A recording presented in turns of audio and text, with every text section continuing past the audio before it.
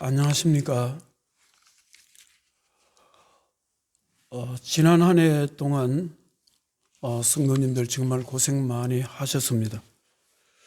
육신적인 고통도, 정신적인 고통도, 경제적인 고통도 많이 당하셨을 것입니다. 어르신들이나 장년이나 젊은이나 학생들, 어느 누구인들 지난해 같은 상황에서 고통을 당하지 않는 사람들이 있었겠습니까? 특히 하나님의 자녀들에게 세상 사람들이 경험할 수 없는 영적인 메마름과 영적인 황폐함도 경험해 보았을 것입니다. 그래서 새로운 한 해가 시작되면서 성도님들 마음속에는 모든 것이 회복되기를 간절한 마음으로 한 해를 시작하고 있을 것입니다. 저는 올해 한 해를 시작하면서 어떠한 마음으로 시작해야 될 것인가 고민하면서 연말을 보냈습니다. 저는 먼저 성도님들에게 한 해를 시작하는 우리들의 마음을 하나님께서 기뻐하시는 새로운 마음을 가지고 시작할 것을 말씀드리고 싶습니다. 성경은 우리들에게 삶이 공고하고 힘들 때, 자신의 삶이 정말 풀리지 않고 어려울 때 먼저 자신의 모습과 자신의 삶의 현장을 살펴보라고 말씀하고 있습니다. 자신의 모습과 삶의 현장에서 무엇이 어디에서부터 잘못되었는지 찾아보라고 말씀하고 있습니다. 오늘 성경 말씀은 이사야서입니다. 예수님께서 오시기 전에 700년 전의 이야기입니다. 이사야 시대에 북쪽 이스라엘은 아수르에 의해서 멸망을 당하였고, 이사야 선지자가 사역하던 시대를 끝나고 100년 후에는 바로 유다가 바벨론의 침공으로 인해서 나라가 멸망되었습니다. 이사야 시대는 국제관계도 극히 혼란스러웠고 유다 백성들의 믿음도 영적인 힘이 크게 훼손되어 있었습니다. 정치적으로, 군사적으로, 경제적으로, 사회적으로 모든 것이 어려운 상황이었습니다. 물질을 많이 가진 사람들은 경제적으로 사치가 심했고, 관리들의 부패는 극에 달했고, 사람들의 영적인 상태는 어둡고 무지하였습니다. 성경 말씀을 찾아보겠습니다. 이사야서 3장 5절에 백성이 서로 학대하며 각기 이웃을 잔해하며 아이가 노인에게 비천한 자가 존귀한 자에게 교만할 것이며 무엇을 말합니까? 사회가 유지되려면 질서가 있고 기본적인 예의가 지켜져야 되는데 모든 예의와 질서가 무너졌다는 것을 말씀하고 있습니다. 이사야서 3장 16절에 여호와께서도 말씀하시되 시온의 딸들이 교만하여 너린 목, 정을 통하는 눈으로 다니며 아기작 그러며 발로는 쟁쟁한 소리를 낸다 하시도다. 무엇을 말합니까? 예루살렘에 있는 부유한 사람, 여자들의 사치스러움을 말씀하고 있습니다. 이사야서 5장 8절에 가옥에 가옥을 이으며 전토에 전토를 더하여 빈틈이 없도록 하고 이 땅 가운데 홀로 거주하려 하는 자들은 화 있을진저. 무엇을 말하고 있습니까? 부자들의 행포를 말하고 있습니다. 가진 사람들은 끝없이 많은 것을 가지려고 하는 것을 볼 수가 있습니다. 이사야서 5장 11절에 아침에 일찍이 일어나 독주를 마시며 밤이 깊도록 포도주에 취하는 자들은 화 있을진저. 그들이 연애하는 수금과 비파와 소고와 피리와 포도주를 갖추었어도 여호와께서 행하시는 일에 관심을 두지 아니하며 그의 손으로 하신 일을 보지 아니하는도다. 여기서는 무엇을 말하고 있습니까? 지배계층의 타락을 말하고 있습니다.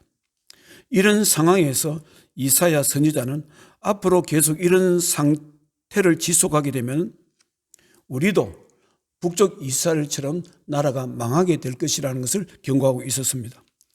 이사야 선지자는 입술로만 말하는 것이 아니라 자기의 몸으로 말씀을 전했습니다. 이사야서 20장 2절에 그때의 여호와께서 아모스의 아들 이사야에게 말씀하여 이르시되 갈지어다 내 허리에서 배를 꺼르고 내 발에서 신을 벗으라 하시매 그가 그대로 하여 벗은 몸과 벗은 발로 다니니라. 무엇을 말합니까?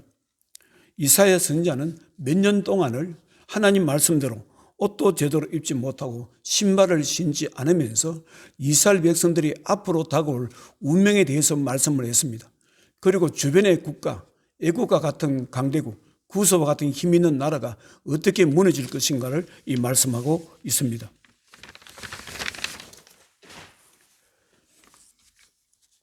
사랑하는 성도 여러분, 이사야 선지자는 자신이 감당해야 할 선지자의 사명을 행하면서 정말 마음고생을 많이 하셨고 눈물을 많이 흘렸던 분이었습니다. 이사야 선지자뿐만 아니라 하나님께서 부르셔서 하나님 말씀을 전했던 종들 중에 눈물이 없었던 사람을 볼 수 있겠습니까? 누구든지 믿음이 있어서 하나님 편에서 세상을 바라보고 하나님 편에서 사람들이 사는 모습을 바라보면 울지 않을 사람은 아마 없을 것입니다. 1994년인가 그때쯤 되었습니다. 정확한 연도는 모르겠는데 그때 제가 사당동에 있는 총신대학에 볼 일이 있어서 갔습니다. 마침 그날 본관 앞에서 학생들의 시화전이 열렸습니다. 그래서 학생들이 출품한 시들을 둘러보게 되었습니다. 학생들이 어떤 마음으로 시를 썼을까? 둘러보다가 시 한 편을 구입하였습니다. 목판에 자신이 쓴 시를 새겼던 시 한 편을 구했습니다. 제 기억이 정확할지는 모르겠지만 그 당시에 총신대학교 신학과 4학년 김미경의 작품이었습니다. 아마 김미경이라는 것을 보니까 이 학생이었을 것입니다.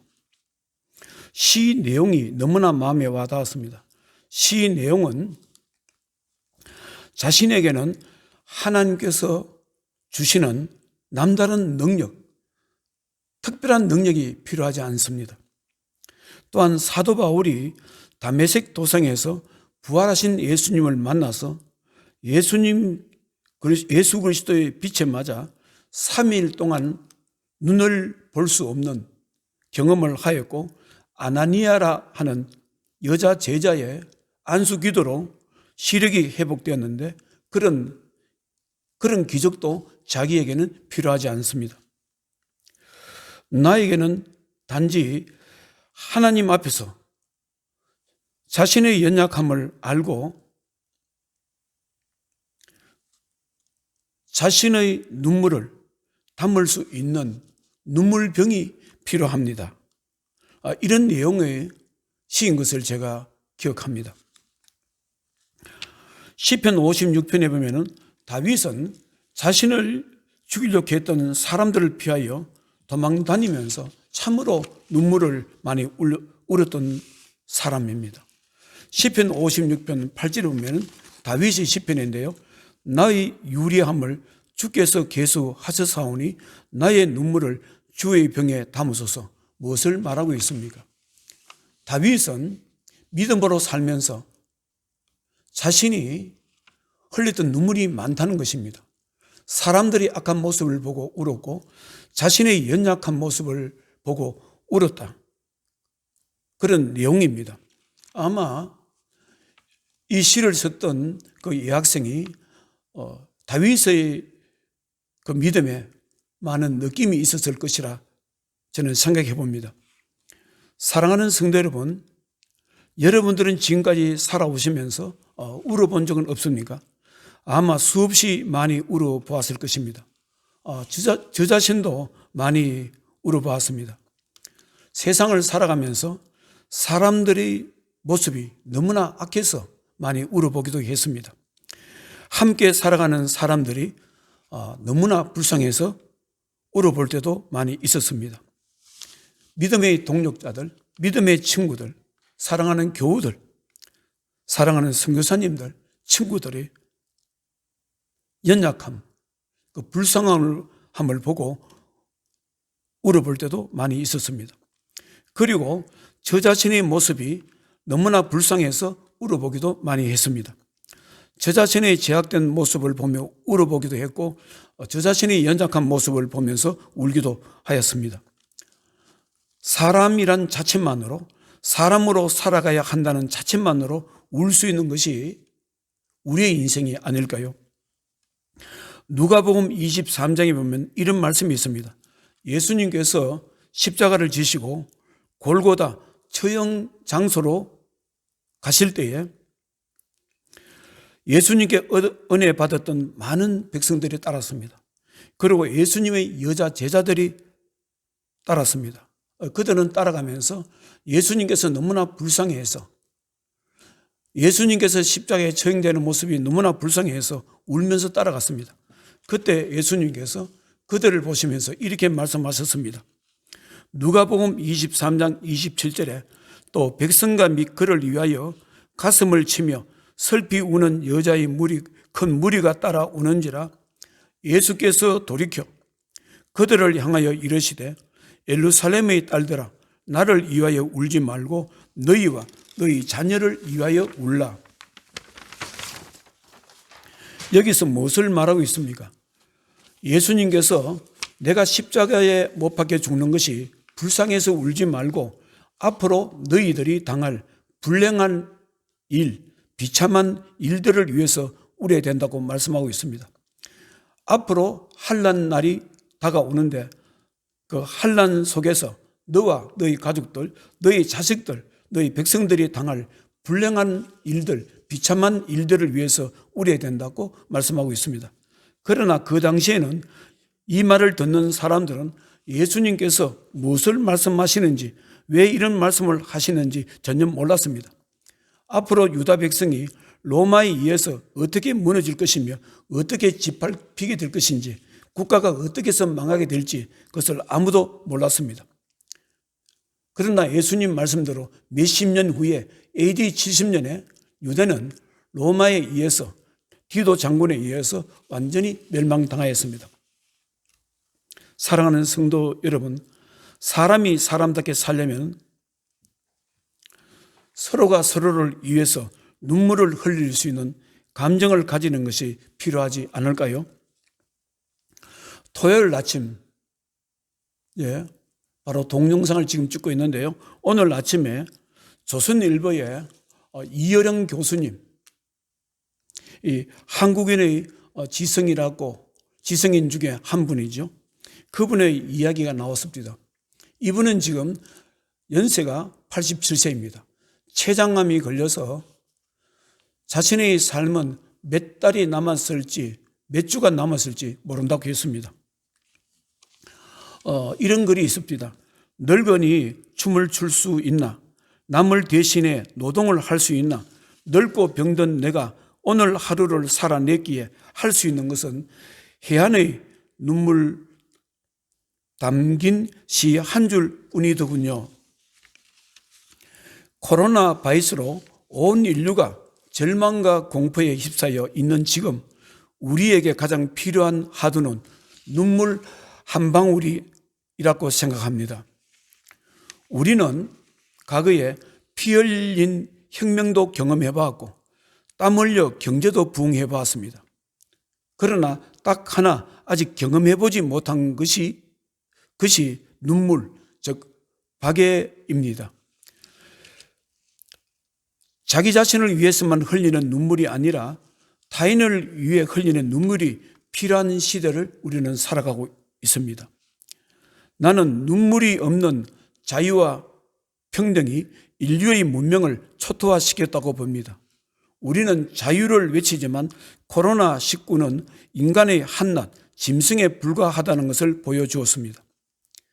코로나 바이러스가 우리를 보고 비웃고 있습니다. 너희들은 짐승이야. 나만도 못해. 난 반생명, 반물질인데도 너희들은 나한테 지잖아. 인간의 위대한 문명이 한낱 미물에 의해 뒤글처럼 사라지잖아. 그리고 이렇게 글을 써놓은 것을 보았습니다. 오늘의 재앙을 끝내는 길은 오직 인간만이 흘릴 수 있는 눈물 한 방울이라고 합니다. 사랑하는 성도 여러분, 저는 이어른 교수님의 말씀을 100분 동감합니다. 사람이 살아가는 데 있어 정말 필요한 것은 서로가 서로를 위해서 진실로 울어주는 눈물이라고 생각합니다. 그리고 하나님의 사람들에게는 무엇보다 필요한 것은 하나님 앞에서 자신의 연약함과 자신의 불쌍함 때문에 울 수 있는 눈물이 필요하지 않을까요? 하나님 앞에서 자신의 부끄러움과 자신의 영적 무지함과 자신 속에 끊임없이 일어나는 재성 때문에 진실로 흘릴 수 있는 눈물이 필요하지 않을까요? 오늘 이사야서 57장 말씀은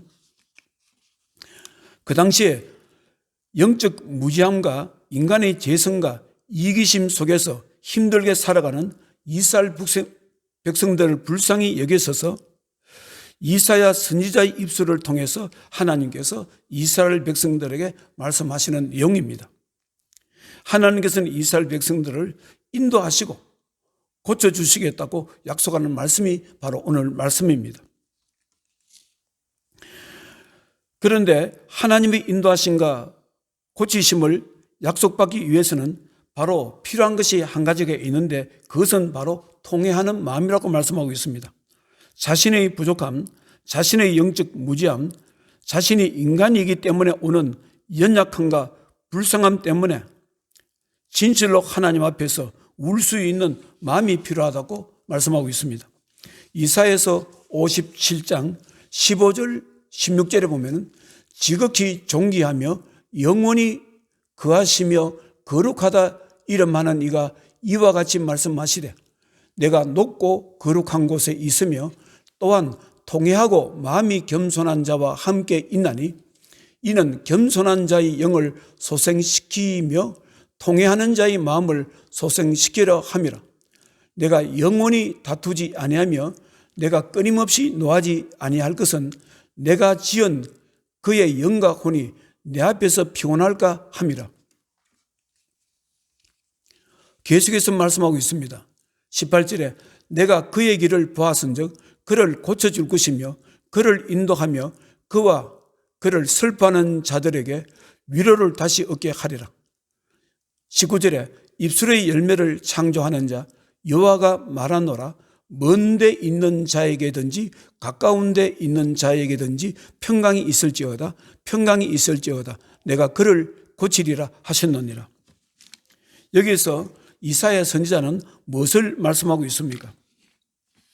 진실로 하나님 앞에서 자신의 불쌍함을 위해서 울 수 있는 마음을 가진 사람들의 그들의 영혼을 소생시켜 주시겠다고 말씀하시고 그들의 삶의 평강으로 인도하시겠다는 말씀을 하고 있습니다.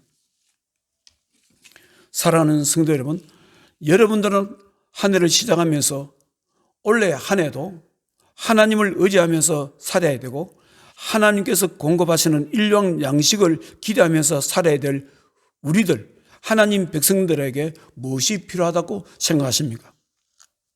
저는 이렇게 생각해 봅니다. 오늘 성경 말씀대로 또 이어른 교수님이 말씀하신 대로 한평생을 살면서 자신이 느꼈던 것을 말씀하시는 대로 진실로 서로가 서로를 위해서 울 수 있는 눈물이 필요하지 않는가 생각합니다. 그리고 무엇보다도 자신의 영적인 모습을 제대로 알고 하나님 앞에서 가슴을 치며 울 수 있는 마음이 필요하지 않을까 생각합니다.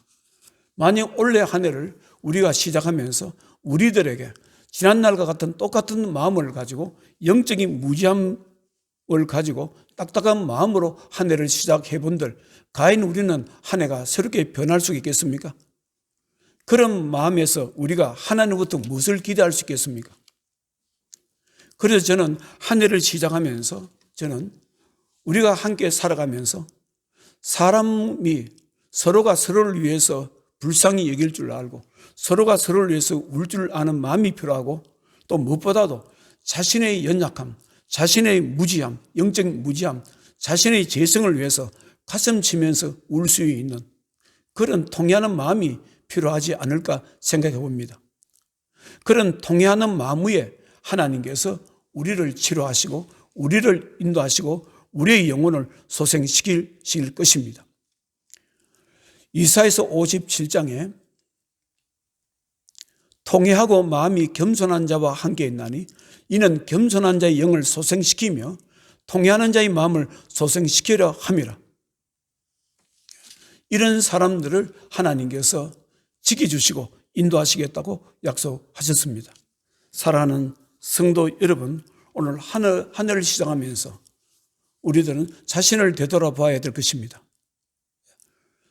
자신의 영적인 마음을 되돌아봐야 될 것입니다. 우리가 얼마나 연약한 존재이며 얼마나 영적으로 무지한 존재인가를 우리가 이 시간에 한 해를 시작하면서 가슴 깊이 새기고 통회하면서 시작해보면 어떨까 그렇게 생각합니다. 기도하겠습니다. 아버지 하나님, 한 해가 시작되었습니다. 올해 한 해는 우리가 많은 것을 기대합니다. 모든 것이 조금씩 회복될 것을 우리는 믿고 시작합니다.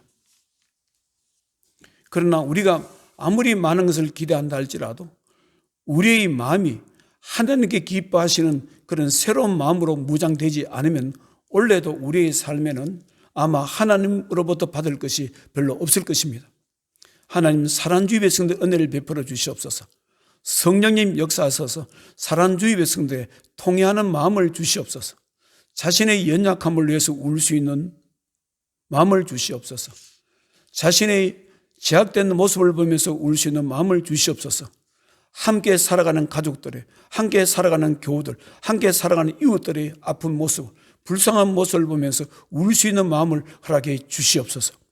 예수님 거룩하신 이름으로 기도드리옵나이다. 아멘.